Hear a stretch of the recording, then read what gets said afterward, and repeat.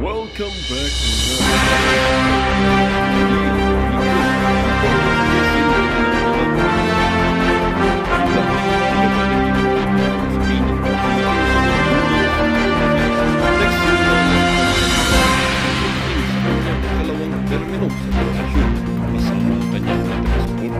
naglibot siya sa iba't ibang lugar sa bansa upang magbigay ng ayuda na nagkakahalaga.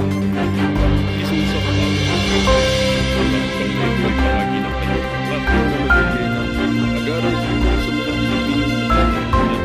Sa gitna ng kanyang pagkakit niya, binigyang tingin ni Panginoon ang kanyang kaligtas at nagtas ng pagkakas ng Pilipino ng bawat sentimo na ayuda ay pinagkakabay ng pagkakasyon na pagkakalimutan. Pasanin ng bawat pamilya sa gitna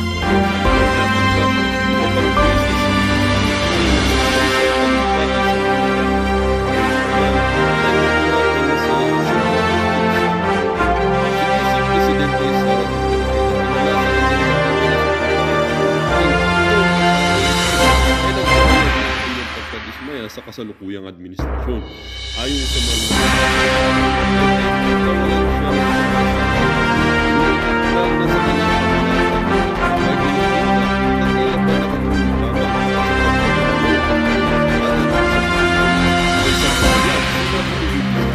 hindi sapat ang pamamigay ng 500 piso na ayuda upang masolusyonan ang mga malalalim na problema ng ating bansa. Kinakailangan ng mas malalim na programa at tunay na reforma upang mapabuti ang eksperto naman ay kanyang opinion sa mga kilos ng Panginoon. Ayon sa isang opinion o sa isang political analyst, bagamat maganda ang layunin ng pamamigay ng ayuda, hindi ito dapat maliwan na may pangalaman ng pamahalaan upang solusyonan ang kailangan.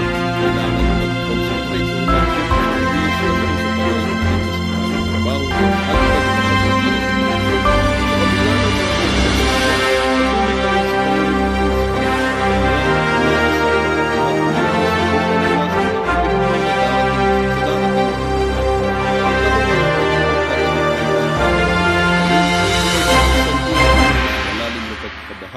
sa kanyang administrasyon.